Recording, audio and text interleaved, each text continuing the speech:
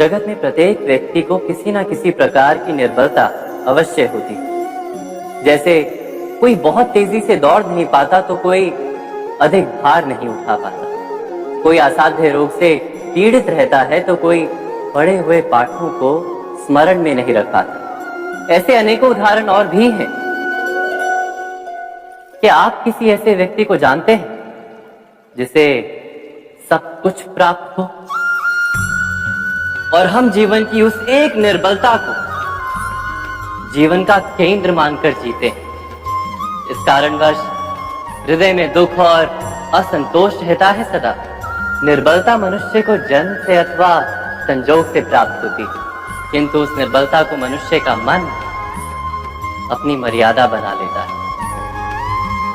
किंतु कुछ व्यक्ति ऐसे भी होते हैं जो अपने पुरुषार्थ और श्रम से उस निर्बलता को पराजित कर देते हैं। क्या भेद है उनमें और अन्य लोगों में? क्या आपने कभी विचार किया है? सरल सा उत्तर है इसका। जो व्यक्ति निर्बलता से पराजित नहीं होता, जो पुरुषार्थ करने का साहस रखता है हृदय में, वो निर्बलता को पार कर जाता है। अर्थात निर्बलता अवश्य ईश्वर देता है, किंतु मर्यादा मनुष्य का मन ही निर्मित करता है। स्वयं विचार कीजिए।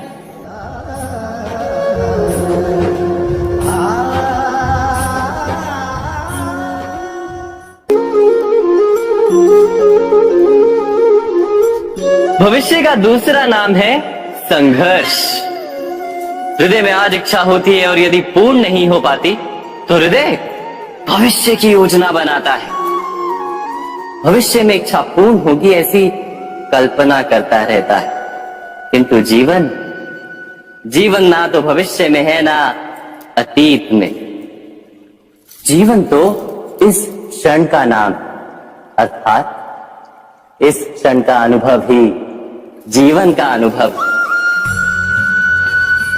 पर हम ये जानते हुए भी इतना सा सत्य समझ नहीं पाते।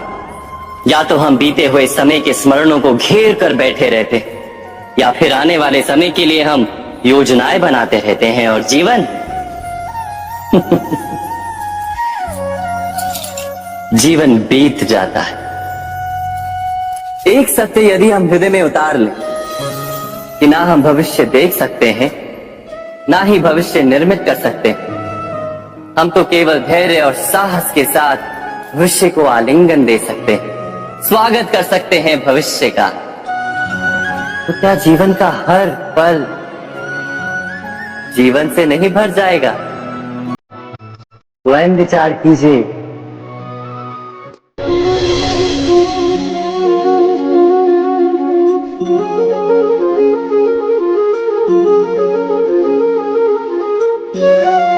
ज्ञान प्राप्ति सदा ही समर्पण से होती है, यह हम सब जानते हैं। किंतु समर्पण का वास्तविक महत्व क्या है? क्या हमने कभी विचार किया? मनुष्य का मन सदा ही ज्ञान प्राप्ति में विभिन्न बाधाओं को उत्पन्न करता है। कभी किसी अन्य विद्यार्थी से ईर्ष्या हो जाती है, कभी पढ़ाए हुए पाठों पर संदेह जन्मता है और कभी गुरु द्वारा दिया गया दंड मन को अहंकार से भर देता है। नहीं, क्या ऐसा नहीं होता? न जाने कैसे कैसे विचार मन को भटकाते हैं और मन की इसी अयोग्य स्थिति के कारण हम ज्ञान प्राप्त नहीं कर पाते। मन की योग्य स्थिति केवल समर्पण से निर्मित होती है। समर्पण मनुष्य के अहंकार का नाश करता है, ईर्ष्या, महत्वाकांक्षा आदि भावनाओं को दूर कर हृदय को शांत करता है और मन को एकाग्र करता है। वास्तव में ईश्वर की सृष्टि में ना ज्ञान की मर्यादा है ना ज्ञानियों की। गुरु दत्तात्रेय ने तो गाय और श्वान से भी ज्ञान प्राप्त कर लिया था। अर्थात विषय ब्रह्म ज्ञान का हो या जीवन के ज्ञान का या गुरुकुल में प्राप्त होने वाले ज्ञान का, उसकी प्राप्ति के लिए गुरु से अधिक महत्व है उस गुरु के प्रति हमारा समर्पण। क्या ये सत्य नहीं?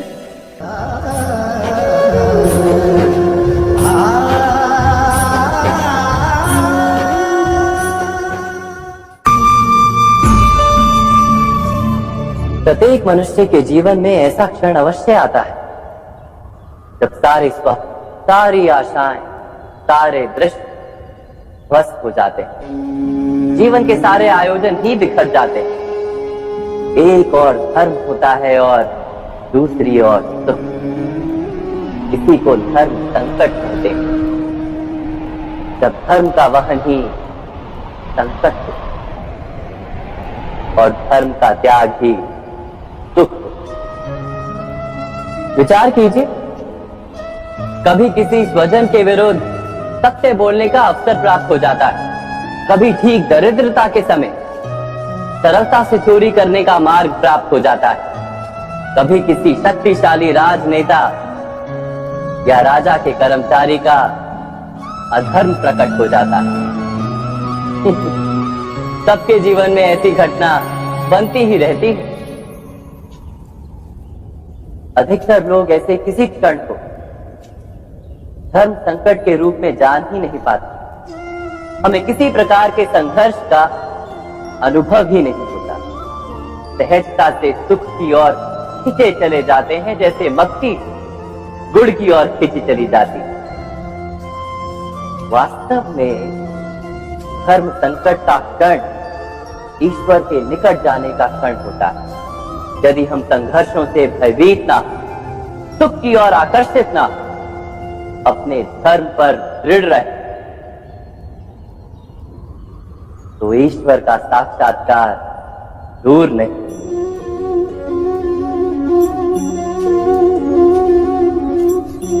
पवन से युद्ध करने वाला पत्ता यदि पेड़ से गिरता है तो भी आकाश की ओर उठता है। पवन से झुकने वाली घास वही भूमि पर रह जाती है।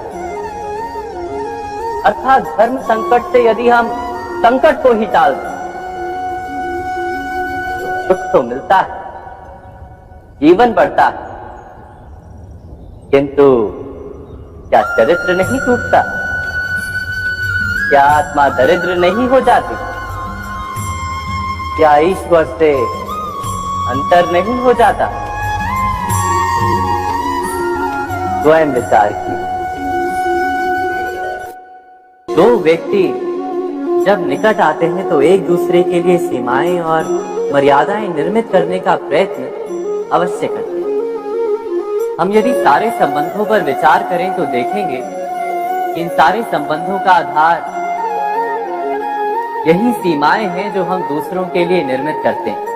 और यदि अनजाने में भी कोई अन्य व्यक्ति इन सीमाओं को तोड़ता है तो उसी क्षण हमारा हृदय क्रोध से भर जाता है। इन सीमाओं का वास्तविक रूप क्या है? क्या हमने कभी विचार किया? सीमाओं के द्वारा हम दूसरे व्यक्ति को निर्णय करने की अनुमति नहीं देते, अपना निर्णय उस व्यक्ति पर थोपते, अर्थात किसी की स्वतंत्रता का अस्वीकार करते हैं। और जब स्वतंत्रता का अस्वीकार किया जाता है तो उसका हृदय दुख से भर जाता है। और जब वो सीमाओं को तोड़ता है तो हमारा हृदय क्रोध से भर जाता है। क्या ऐसा नहीं होता?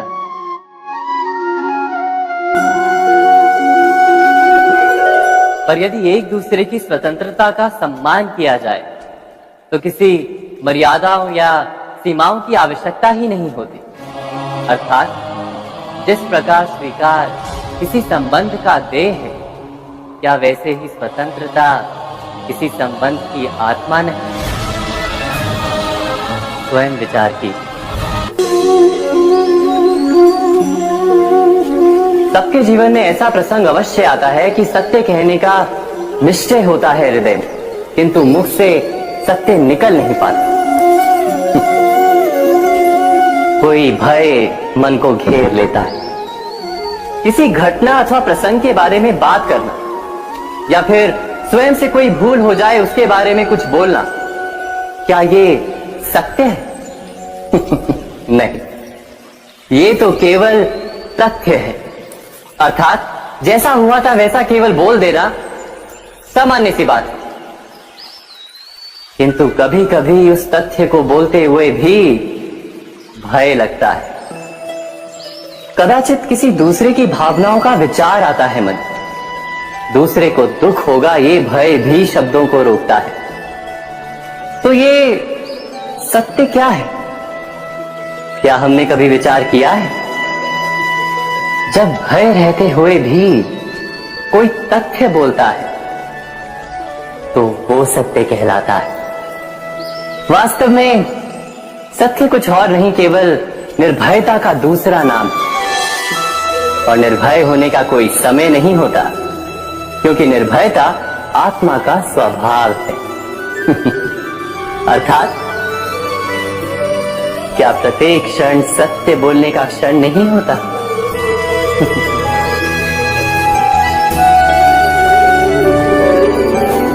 स्वयं विचार कीजिए।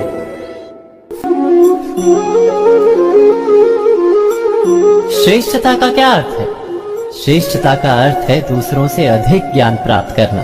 अर्थात मूल्य इस बात का नहीं कि स्वयं कितना ज्ञान प्राप्त किया, मूल्य इस बात का है कि प्राप्त किया हुआ ज्ञान अन्य लोगों से कितना अधिक है।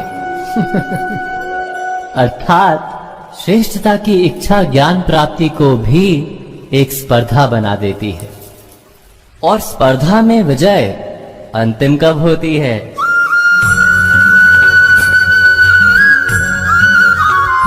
कुछ समय के लिए तो श्रेष्ठ बना जा सकता है, किंतु सदा के लिए कोई श्रेष्ठ नहीं रह पाता। फिर वही असंतोष, पीड़ा और संघर्ष जन्म लेता है। किंतु श्रेष्ठ बनने के बदले यदि उत्तम बनने का प्रयत्न करें तो क्या होगा? उत्तम का अर्थ है कि जितना प्राप्त करने योग्य है वो सब प्राप्त करना, किसी से अधिक पाने की इच्छा से नहीं, मात्र आत्मा की तृप्ति हेतु कुछ प्राप्त करना। उत्तम के मार्ग पर किसी अन्य से स्पर्धा नहीं होती, स्वयं अपने आप से स्पर्धा होती है। अर्थात उत्तम बनने का प्रयत्न करने वाले को देर अबेर सारा ज्ञान प्राप्त हो जाता है, बिना प्रयत्न के ही वो श्रेष्ठ बन जाता है। किंतु जो श्रेष्ठ बनने का प्रयत्न करता है वो श्रेष्ठ बने या ना बने, उत्तम कभी नहीं बन पाता।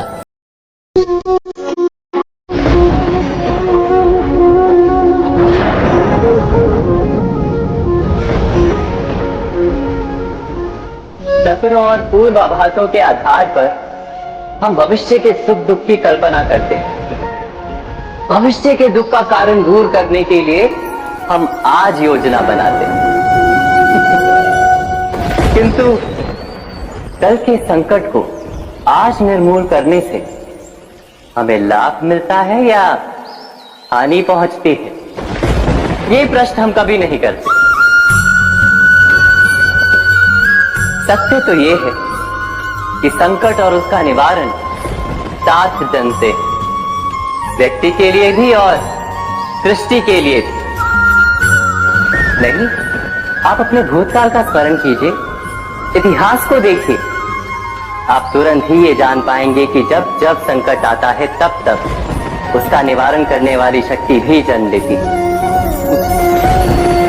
यही तो जगत का चलन है।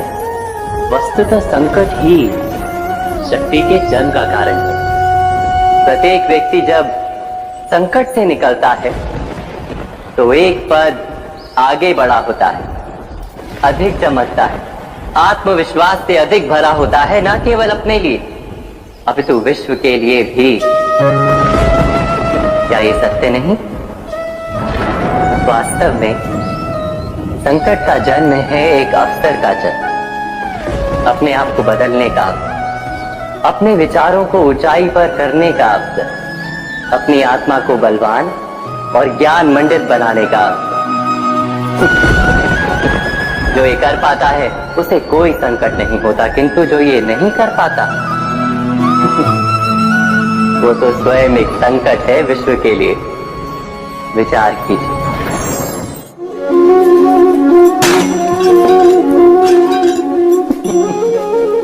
स्वयं विचार कीजिए।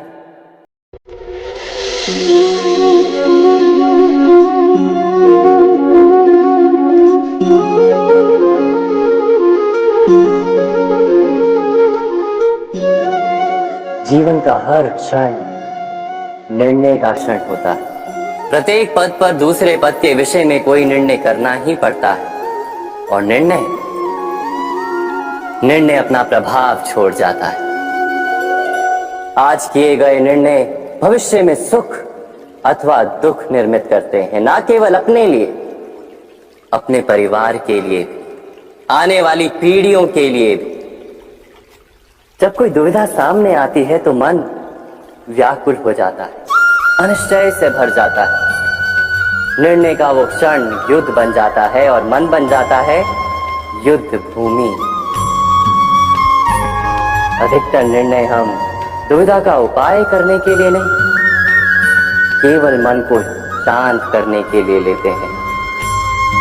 पर क्या कोई दौड़ते हुए भोजन कर सकता है? नहीं। तो क्या युद्ध से जूझता हुआ मन कोई योग्य निर्णय ले पाएगा? वास्तव में शांत मन से जब कोई निर्णय करता है तो अपने लिए सुखद भविष्य बनाता है। किंतु अपने मन को शांत करने के लिए जब कोई निर्णय करता है तो वो व्यक्ति भविष्य में अपने लिए कांटों भरा वृक्ष लगाता है। स्वयं विचार कीजिएगा।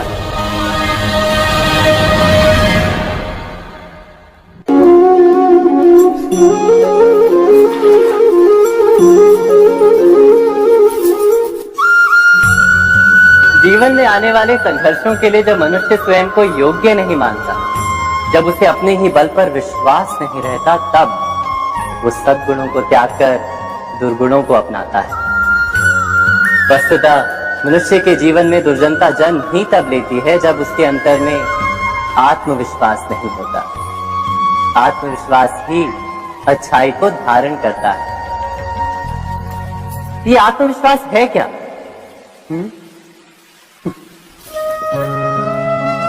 जब मनुष्य ये मानता है कि जीवन का संघर्ष उसे दुर्बल बनाता है, तो उसे अपने ऊपर विश्वास नहीं रहता। वो संघर्ष के पार जाने के बदले संघर्ष से छूटने के उपाय ढूंढने लगता है। किंतु जब वो ये समझता है कि ये संघर्ष उसे अधिक शक्तिशाली बनाते हैं, ठीक जैसे व्यायाम करने से देह की शक्ति बढ़ती है, तो प्रत्येक संघर्ष के साथ उसका उत्साह बढ़ता है। अर्थात आत्मविश्वास और कुछ भी नहीं, मन की स्थिति जीवन को देखने का दृष्टिकोण मात्र है। और जीवन का दृष्टिकोण तो मनुष्य के अपने वश में होता है। स्वयं विचार कीजिए।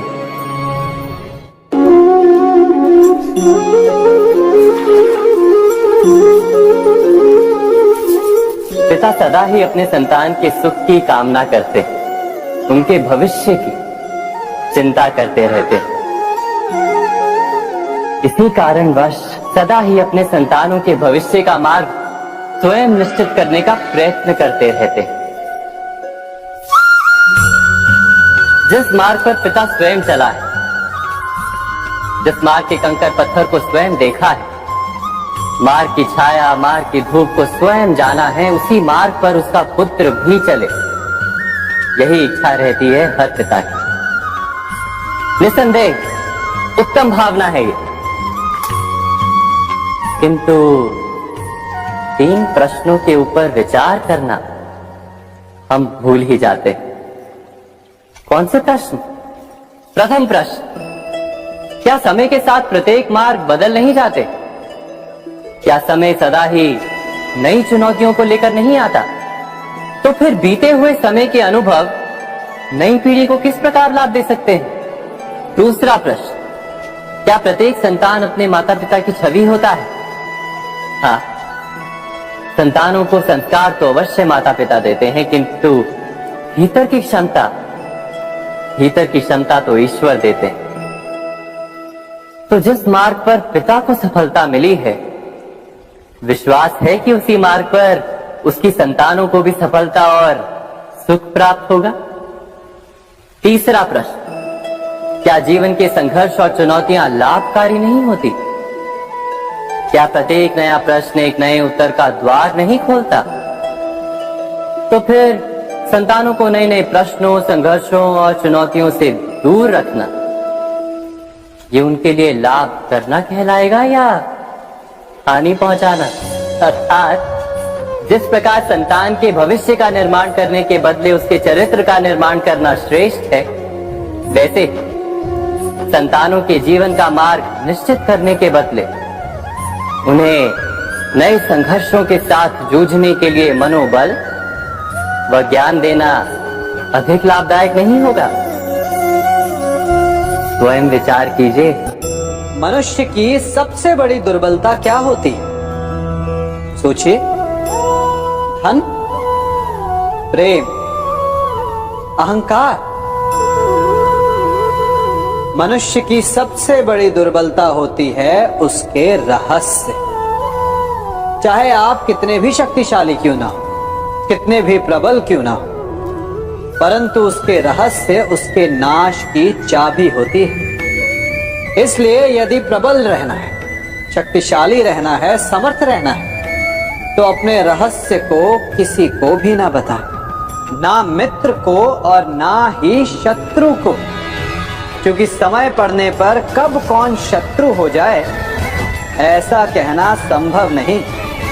विभीषण को रावण के अमृत कुंड का ज्ञात था, इसीलिए प्रभु श्री राम रावण का वध करने में सफल हो सके। इसलिए उचित यही है कि आप अपने रहस्य को स्वयं तक ही सीमित रखें। मनुष्य जीवन की परीक्षा में सफल होने के लिए क्या नहीं करता? वो परिश्रम करता है, दौड़ भाग करता है, और ये सब करने के पश्चात भी जब उसका काम नहीं बनता तो वो नकल करता है ना? तनिक लौटिए अपने बचपन में, स्मरण कीजिए अपने बचपन की स्मृतियों का। क्या स्मरण हुआ? विद्यालय में जब आप परीक्षा देने जाते थे तो क्या होता था? आप ना सही, परंतु कोई ना कोई सफलता पाने के लिए नकल करता ही था और उत्तीर्ण भी हो जाता था, है ना? परंतु जीवन की परीक्षा ऐसी नहीं होती। नकल करने वाला सफल नहीं होता। कारण विद्यालय में सबके प्रश्न पत्र एक होते थे, परंतु जीवन के प्रश्न पत्र और उनकी कठिनाई सबके लिए भिन्न होती, तो निश्चित रूप से उनके उत्तर भी भिन्न होंगे ना। इसलिए यदि आपको जीवन में सफलता पानी है तो नकल ना कीजिए, स्वयं के प्रश्नों का उत्तर स्वयं ढूंढिए और सफलता आपकी ही होगी। मनुष्य का जीवन हार और जीत, विजय और पराजय, सफलता और असफलता के मध्य झूलता रहता है। आपके साथ भी ऐसा होता होगा, है ना? जब आप सफल होते हैं, किसी चुनौती पर विजय पाते हैं, तो मन प्रसन्नता से आनंद के उपवन में झूमने लगता है, और जब आप असफल होते हैं तब मन दुख और पीड़ा के सागर में डूबने लगता है। परंतु वास्तव में सफलता और असफलता है क्या? तनिक ध्यान से सोचिए। ये केवल हमारी मनोस्थिति मात्र है। हमारी पराजय तब नहीं होती जब हमारा शत्रु विजय प्राप्त कर ले। हमारी पराजय तब होती है जब हम पराजय स्वीकार करें। हम असफल तब नहीं होते जब हम लक्ष्य न पा सके। हम असफल तब होते हैं जब हम प्रयास करना बंद कर दें। इसलिए प्रयास करते रहें और हार ना माने, क्योंकि जिस दिन आप हार स्वीकारना बंद कर देंगे, जीत आपके चरणों में होगी। सबने बरगद के वृक्ष को तो देखा ही होगा। क्या आपको ज्ञात है बरगद के वृक्ष के बीज का आकार राई से भी छोटा होता है, परंतु बरगद का वृक्ष संसार के महाकाय वृक्षों में जाना जाता है। जब उसका जन्म होता है तब उसमें वो जटाएं, वो शाखाएं नहीं होती, परंतु जैसे जैसे उसका विस्तार होता है, जैसे जैसे वो अधिक शाखाओं का भार उठाता है, अधिक पत्तियों का सृजन करता है, वैसे वैसे उसकी शाखाएं जटाएं बनकर जड़ तक पहुंचती है और इस वृक्ष को सहारा देती है। ये जीवन का बहुत महत्वपूर्ण पथ है। बिना लोभ लालच शुभ कार्य करें, अन्य लोगों की सहायता करें। धीरे धीरे आपने जिनकी सहायता की वो आपके सहायक बनते जाएं, आपकी जड़ों को और बलशाली बनाएंगे, आयु मान और आकार बढ़ाएंगे। सहजीवन, सहायता और निष्काम कर्म आपको मृत्यु के पश्चात भी मरने नहीं देगा, आपको अमर रखेगा। हमारा शरीर प्रकृति का एक महान आविष्कार है। इससे जटिल संरचना संसार में और कोई नहीं।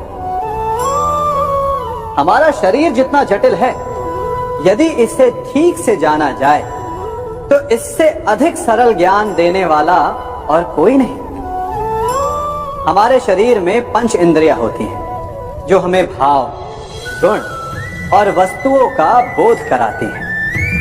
हमारे पास आंखें, नाक है, स्पर्श के लिए त्वचा है, कान है और जीभा है। सबका भिन्न भिन्न कार्य है। आंखों से देखना, कानों से सुनना, नथनों से श्वास लेना, त्वचा से स्पर्श करना और जीभा से स्वाद लेना। परंतु क्या आपने कभी सोचा कि प्रकृति ने हमें 2 आंखें दी, 2 नथने दी, 2 कान दी, स्पर्श के लिए ये पूरा शरीर दी, परंतु जीभा केवल 1 दी? ऐसा क्यों? क्योंकि प्रकृति चाहती है कि हम देखें अधिक, सुने अधिक और ज्ञान अधिक अर्जित करें, बोले कम। क्योंकि अधिक वाचाल नाश को निमंत्रण देता है। स्मरण रखिएगा।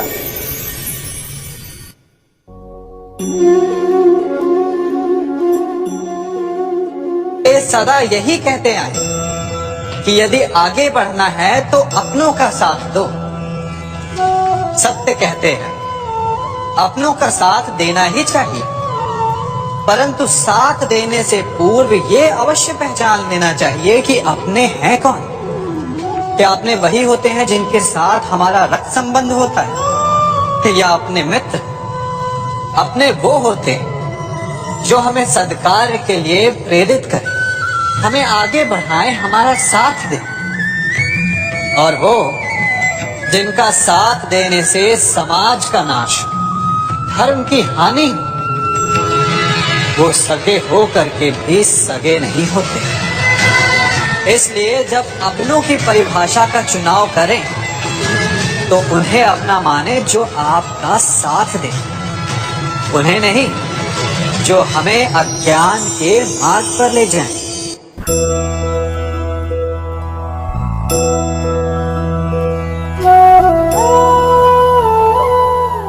आप जिनसे प्रेम करते हैं सदा उनके समीप रहना चाहते हैं, नहीं चाहते कि कभी अपनों से दूर होना पड़े, बिछड़ना पड़े। परंतु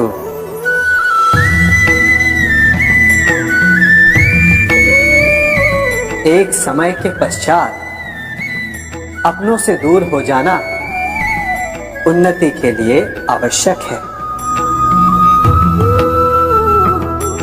आप माता पिता हैं।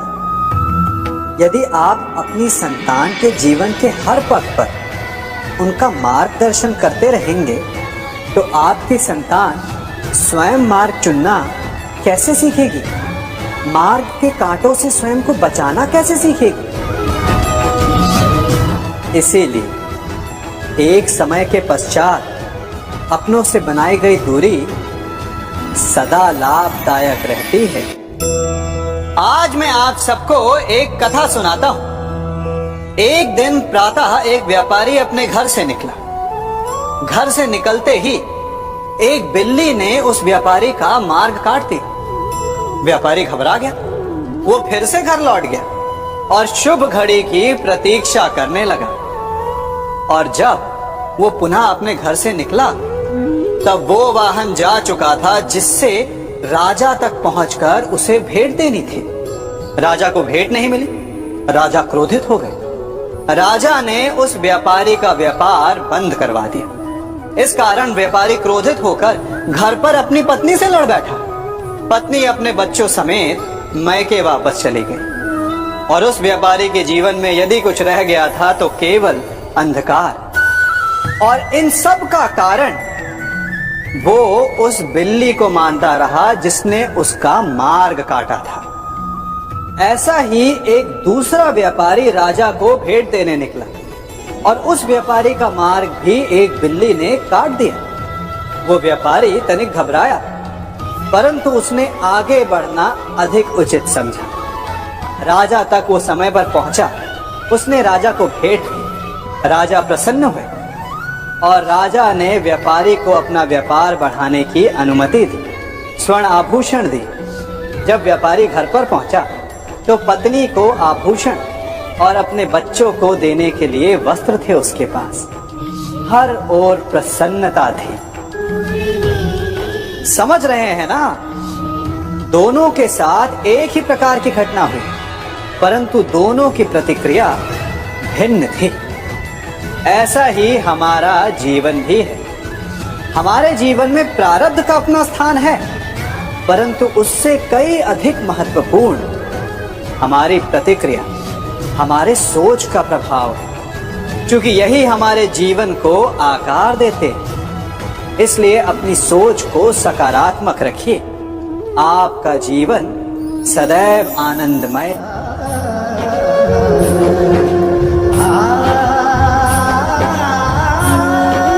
हम सभी अपने जीवन में कोई ना कोई कार्य करते हैं। कार्य करते हैं तो थकान की अनुभूति होती है, और यदि थकान ना उतरे तो कार्य करने का मन नहीं करता।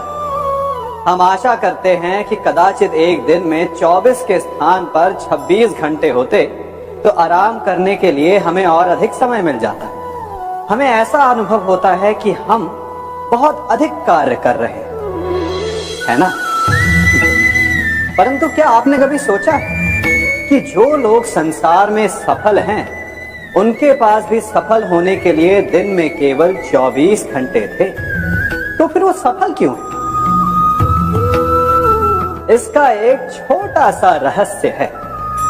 वो कार्य चुनते हैं जो उन्हें प्रिय है, जिसे करने में उन्हें आनंद आता है। उन्हें लगता ही नहीं कि वो कार्य कर रहे हैं, उन्हें लगता है कि वो प्रतिपल आनंद मना रहे हैं। और जब आप आनंद मनाते हैं तो थकान कैसी? इसलिए यदि आप जीवन में कोई भी कार्य करें तो वो आपके मन को भाना चाहिए, या जो कार्य आप कर रहे हैं उसे अपने मन को भा देने दो। सफलता आपको मिलेगी। कभी सोचा है हमारा जीवन भी उस रेत की घड़ी की भांति है? जो रेत नीचे गिर चुकी है वो हमारा अतीत है, जो अब भी ऊपर है वो हमारा आने वाला भविष्य है, और वर्तमान ये संकुचित स्थल है जहां से धीरे धीरे करके रेत गिर रही है। अर्थात हमारे पास जीने के लिए यही एक क्षण है। उसका उपयोग कैसे करना है ये हम पर निर्भर करता है। जो बीत गया उसका दुख मनाना है, या जो भविष्य में होने वाला है उसकी प्रतीक्षा में क्रोध करना है। सब कुछ करने के लिए यही एक क्षण है। प्रसन्न रहना है तो उसके लिए भी यही एक पल है। प्रतीक्षा करते रहोगे तो ये पल भी भूतकाल में बदल जाएगा। इसलिए आनंद के लिए, परोपकार के लिए प्रतीक्षा ना कीजिए, आपके पास जो पल है उनका भरपूर सदुपयोग कीजिए, क्योंकि इस घड़ी को पलटकर आप फिर से समय अवश्य गिन सकते हैं, परंतु अपना बीता हुआ समय आप वापस नहीं लौटा पाएंगे। मनुष्य भी बड़ा विचित्र प्राणी है। अपनों से नीचे के स्तर के लोगों को वो हे दृष्टि से देखता है, उनका उपहास उड़ाता है, उनसे बार बार कहता है कि तुम्हारा कुछ नहीं हो सकता, तुम भविष्य में कुछ नहीं कर पाओगे। जब मनुष्य के पास धन, संपत्ति, मान होता है तो वो दूसरों का आदर नहीं करता, परंतु वो एक बात भूल जाता है कि उससे भी अधिक शक्तिशाली कोई अस्तित्व में है, और वो है समय। काल काल अपना चक्र कब बदलेगा ये कोई नहीं जानता। समय अपनी करवट कब लेगा ये कोई नहीं जानता। कोयला भी समय के साथ साथ हीरे में परिवर्तित हो जाता है। इसलिए जीवन में कभी भी किसी का भी उपहास नहीं उड़ाना चाहिए।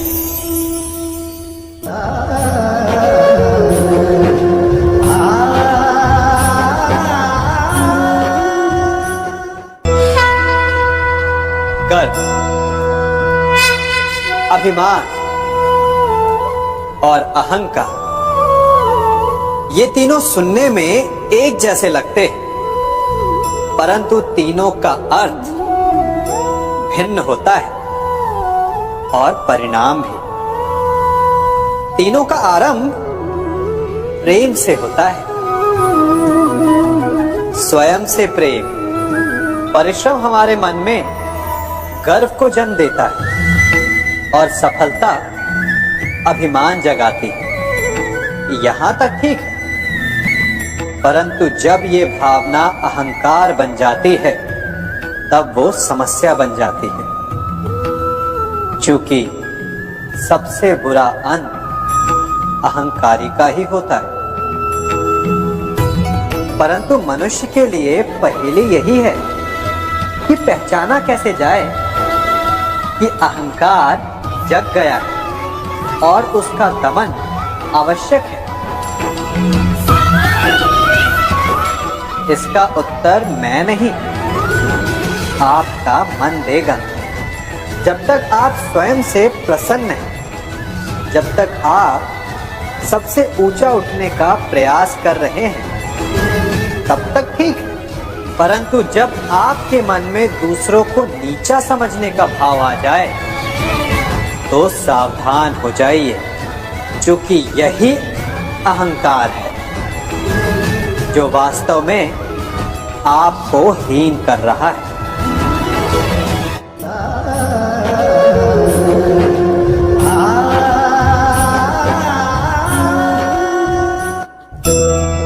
आज मैं आप सबको एक कहानी सुनाता हूं। एक दिन गोकुल में दो व्यापारी आए।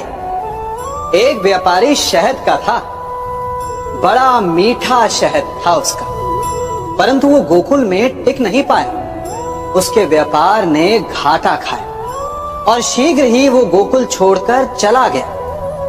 और दूसरा व्यापारी मिर्च का था।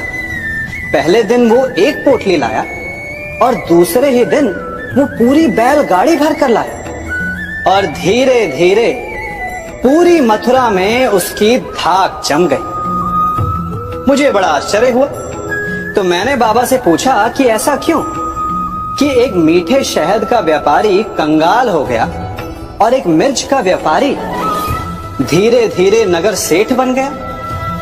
बाबा मुस्कुराए और उन्होंने कहा कि मीठी बोली बोलने वाले की तीखी मिर्च भी बिक जाती है, और जो कड़वी बोली बोलता है उसका मीठा शहद भी नहीं बिकता।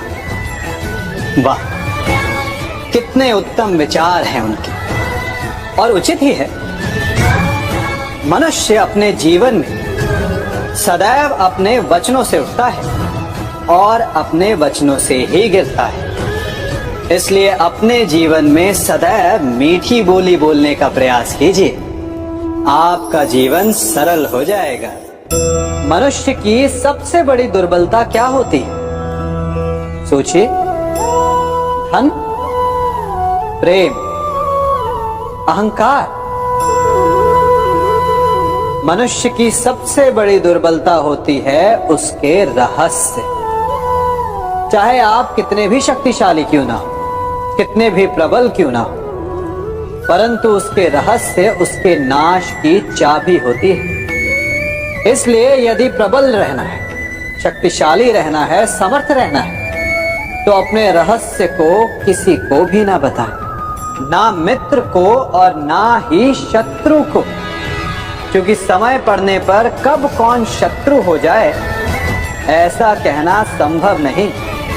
विभीषण को रावण के अमृत कुंड का ज्ञात था, इसीलिए प्रभु श्री राम रावण का वध करने में सफल हो सके। इसलिए उचित यही है कि आप अपने रहस्य को स्वयं तक ही सीमित रखें।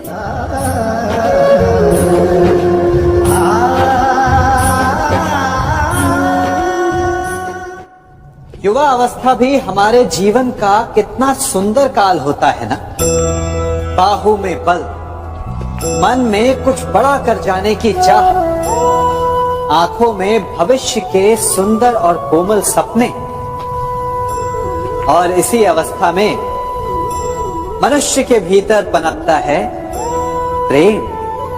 किसी को देखकर उस पर मन मोहित हो जाता है और फिर मनुष्य अपना सब कुछ उस पर न्यौछावर कर देना चाहता है। फिर प्रेम की परिणति होती है विवाह में।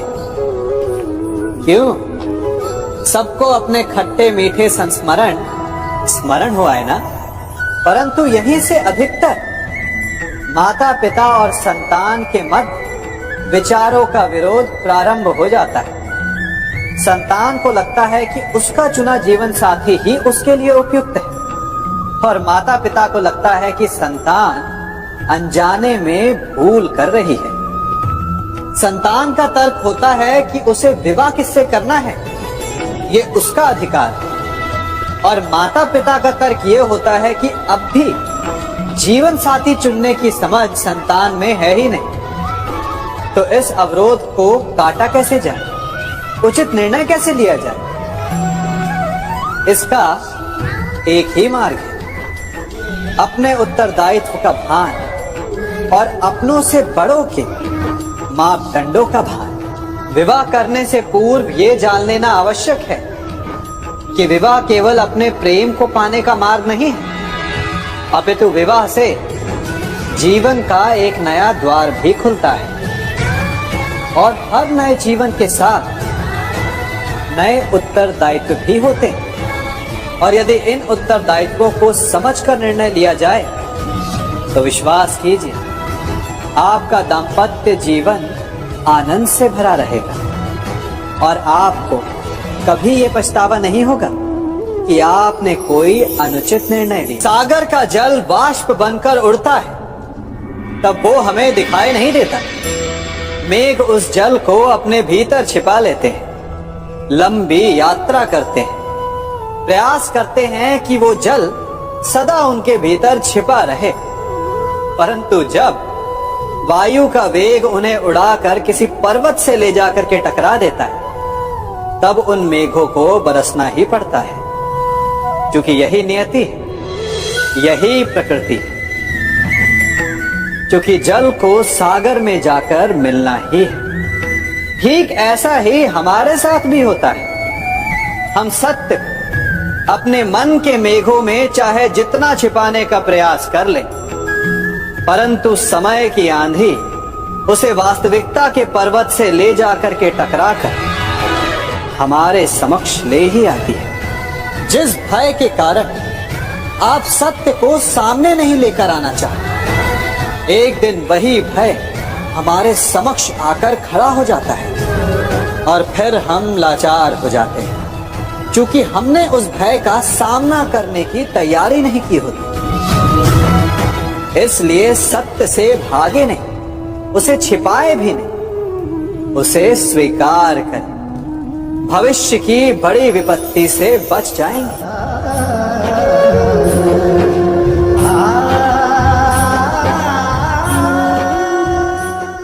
कभी कभी आप सबके जीवन में एक ऐसी विचित्र समस्या अवश्य आती है कि शक्तिशाली के समक्ष मौन हो जाना। कि उस शक्तिशाली से विवाद करने से बचने के लिए आप मौन रह जाते। मानता हूं ऐसा करने से आप एक विवाद से बच जाते, एक संघर्ष से बच जाते, परंतु ऐसा बचाव एक बड़े संघर्ष को जन्म दे देता है। कैसे? हमारा मौन रहना अनजाने में उसका समर्थन बन जाता है और वो स्वयं को अधिक शक्तिशाली अनुभव करता है और यहां से हमारा दमन प्रारंभ हो जाता है। एक के बाद एक हम अन्याय में अनचाहे रूप से सम्मिलित होते चले जाते हैं। तो इसका तोड़ क्या है? ये समझने के लिए ये जानना आवश्यक है कि ऐसी कौन सी बात है जो आपको विरोध करने से रोकती है।